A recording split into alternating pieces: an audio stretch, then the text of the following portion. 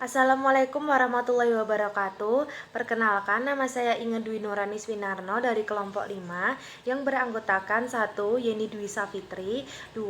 Resti Wahyu Praning Tias, 3. Inge Dwi Nurani Swinarno, 4. Nur Afif Wahyu Dwi Suranto. Perkenankan kami kelompok 5 untuk mempresentasikan materi hadis dan as-sunnah. Perbedaan hadis dan as-sunnah. Kata hadis secara bahasa berarti al-jadid, yaitu sesuatu yang baru, yang merupakan awan dari kata al-qadim, yaitu sesuatu yang lama. Juga bisa berarti al-thoriq, yaitu jalan, al-kabar, yaitu berita, dan as-sunnah perjalanan. Menurut Abdul Baqo, sebagaimana dikutip Subhi al-Salih, kata hadis adalah isi dari kata al-hadis yang berarti pembicaraan. Adapun kata sunnah sesuai bahasa berarti jalan, aturan, dan cara berbuat.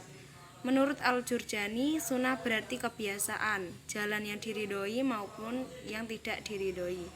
Kata sunnah dapat juga diartikan sebagai sebuah tradisi yang telah terbiasa dikerjakan, baik terpuji maupun tercela. Pada akhirnya, hadis dan sunnah dapat dikatakan sama sekaligus berbeda. Persamaannya, hadis dan sunnah sama-sama bersumber dari Nabi Muhammad SAW. Hal ini agaknya yang mendasari ulama hadis berpendapat bahwa hadis identik dengan sunnah. Sedangkan perbedaannya, hadis adalah sebuah berita tentang sesuatu peristiwa yang bersumber dari Nabi Muhammad SAW, sedangkan sunnah adalah perbuatan yang dilakukan oleh Nabi Muhammad SAW secara terus-menerus.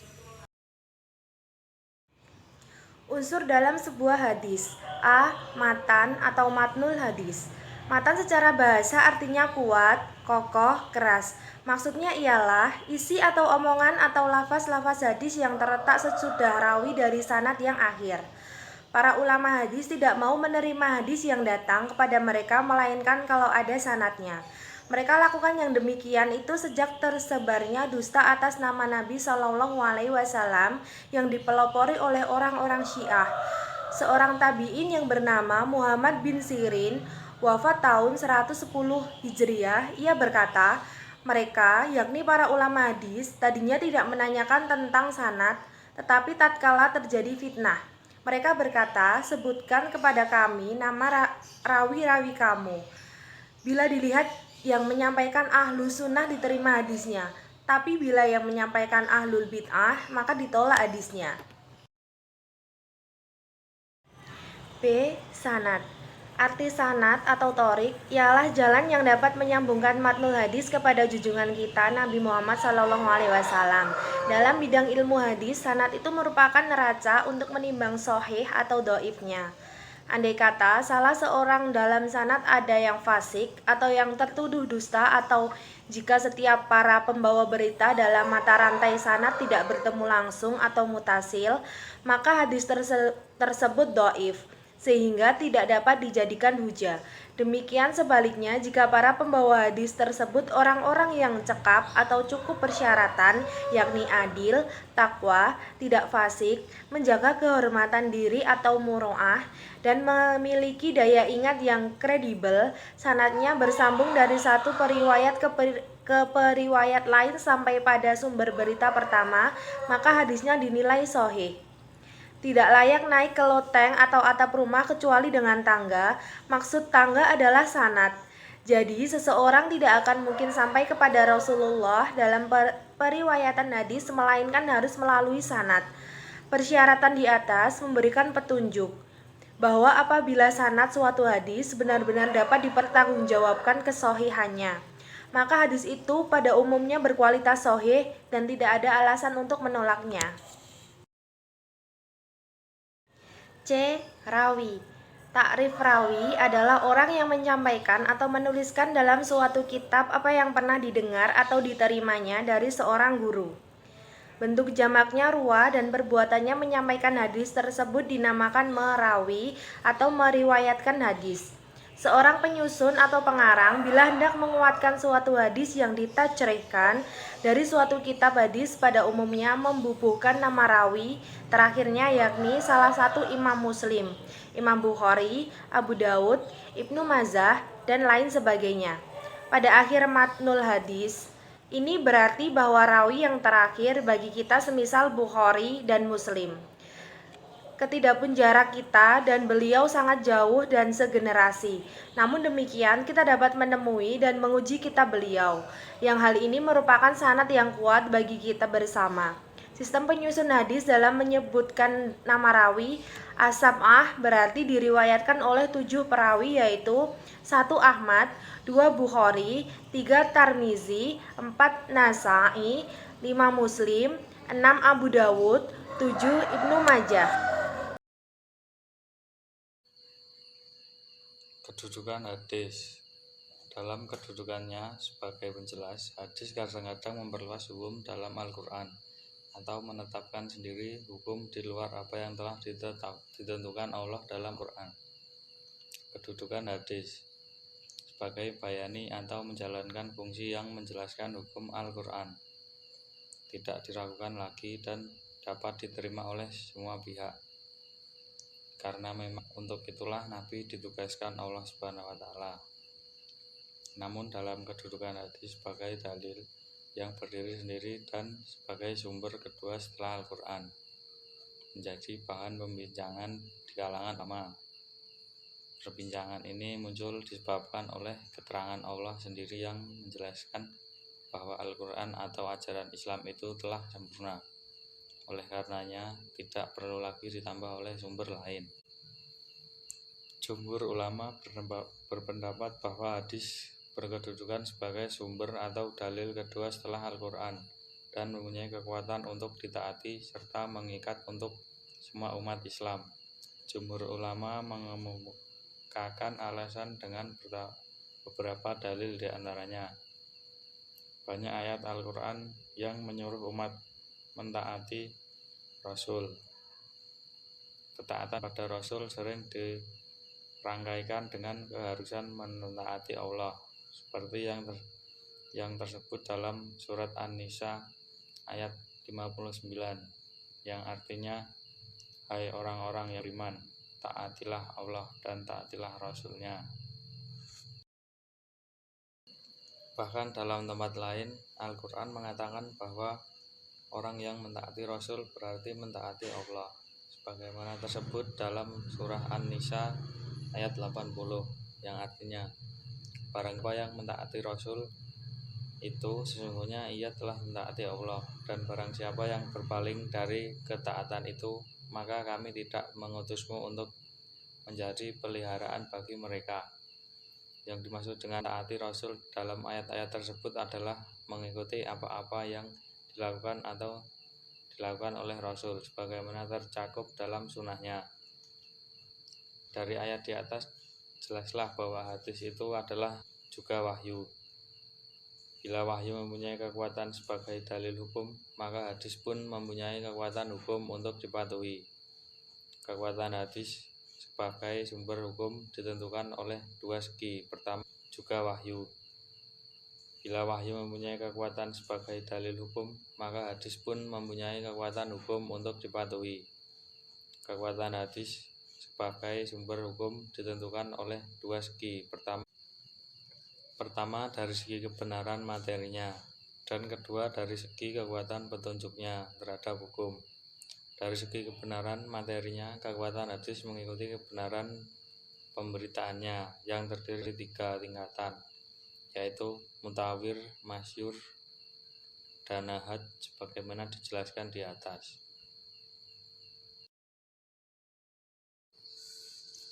Fungsi hadis. Dalam uraian tentang Al-Quran telah dijelaskan bahwa sebagian besar ayat-ayat hukum dalam Al-Quran adalah dalam bentuk garis besar yang secara amaliyah belum dilaksanakan tanpa penjelasan dari hadis. Dengan demikian, fungsi hadis yang utama adalah untuk menjelaskan Al-Quran. Hal ini telah sesuai dengan penjelasan Allah dalam surat An-Nahl ayat 64. Artinya, Dan kami tidak menurunkan kepadamu Alkitab ini, melainkan agar kamu dapat menjelaskan kepada mereka apa yang mereka persilahkan itu. Dengan demikian, bila Al-Quran disebut sebagai sumber asli bagi hukum fikih, maka hadis disebut sebagai bayani. Dalam kedudukannya sebagai bayani, dalam hubungannya dengan Al-Quran, ia menjelaskan fungsi sebagai berikut. 1. Menguatkan dan menegaskan hukum-hukum yang tersebut dalam Al-Quran atau disebut sebagai takkid dan takrir. Dalam bentuk ini, hadis hanya seperti mengulangi apa-apa yang tersebut dalam Al-Quran. Umpamanya firman Allah dalam surat Al-Baqarah ayat 110 yang artinya, dan dirikanlah sholat dan tunaikanlah zakat. Atau ayat itu dikuatkan oleh sabda Nabi yang artinya, Islam itu didirikan dengan 5 pondasi. Kesaksian bahwa tidak ada Tuhan selain Allah dan Muhammad adalah Rasulullah. Mendirikan sholat, menunaikan zakat. 2. Memberikan penjelasan terhadap apa yang dimaksud dalam Al-Quran dalam hal 3. Menjelaskan arti yang masih samar dalam Al-Quran. 4. Merinci apa yang dalam Al-Quran tersebut secara garis besar. Membatasi apa-apa yang dalam Al-Quran disebutkan secara umum. 6. Memperluas maksud dari sesuatu yang tersebut dalam Al-Quran. Sejarah pembukuan hadis. Di masa abad pertama Hijriah, yaitu masa Rasulullah SAW, Khulafaur Rasyidin dan sebagian besar Bani Umayyah hingga akhir abad pertama Hijriah. Hadis-hadis Rasulullah itu disampaikan melalui dari mulut ke mulut dan berpindah dari tempat satu ke tempat yang lain. Pada masa itu, para perawi menghafalkan hadis berdasarkan kekuatan hafalan pada diri mereka, dan hafalan mereka terkenal kuat, hingga mampu mengeluarkan hadis-hadis yang mereka hafal secara lisan yang mereka rekam dalam ingatan mereka.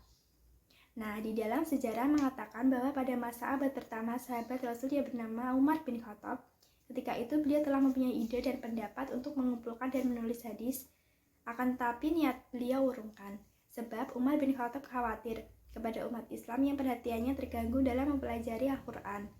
Pembukuan hadis terbentuk pada masa pemerintahan Khalifah Umar bin Abdul Aziz yang dinobatkan pada akhir abad pertama, yakni tahun 99 Hijriah dan memasuki abad kedua Hijriah.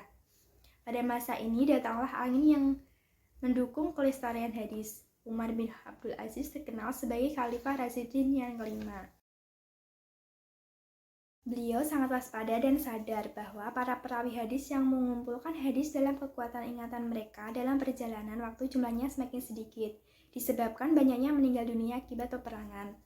Khalifah Umar bin Abdul Aziz khawatir jika tidak segera dikumpulkan dan dibukukan, kemungkinan hadis Rasulullah lenyap bersama lenyapnya para perawi hadis yang meninggal dunia. Oleh sebab itulah tergetak hati Umar bin Abdul Aziz untuk mengumpulkan hadis-hadis Rasulullah SAW.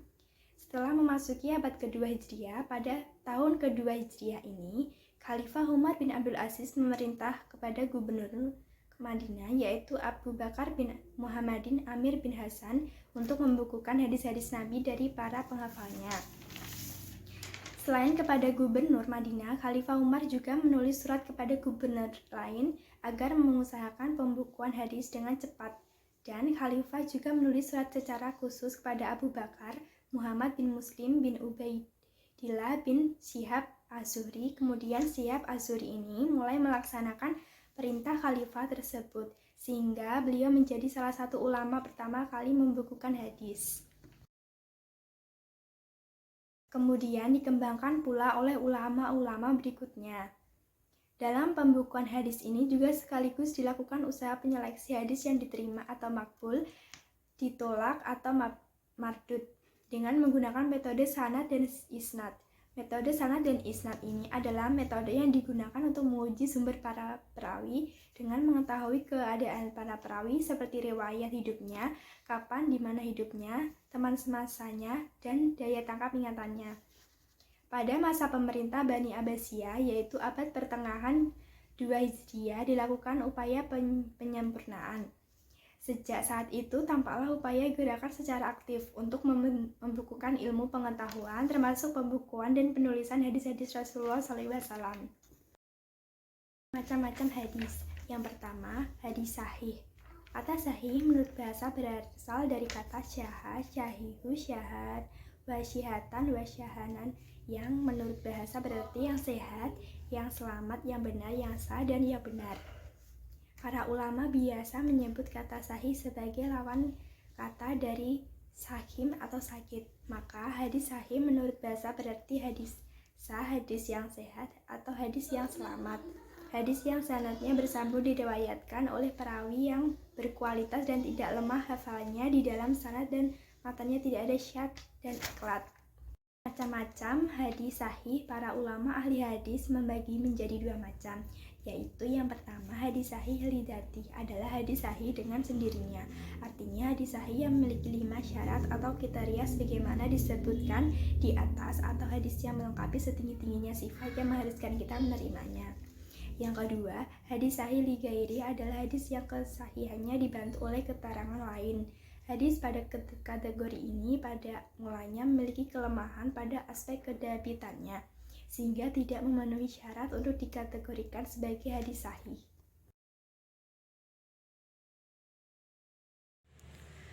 Dua, hadis hasan. Menurut pendapat Ibnu Hajar, hadis hasan adalah hadis yang dinukilkan oleh orang yang adil yang kurang kuat ingatannya, yang mutasil sanadnya tidak cacat dan tidak ganjil. Hadis hasan hampir sama dengan hadis sahih, yaitu hadis yang rangkaian sanadnya bersambung, diriwayatkan oleh perawi yang adil dan dhabit, tidak terdapat syad dan illah.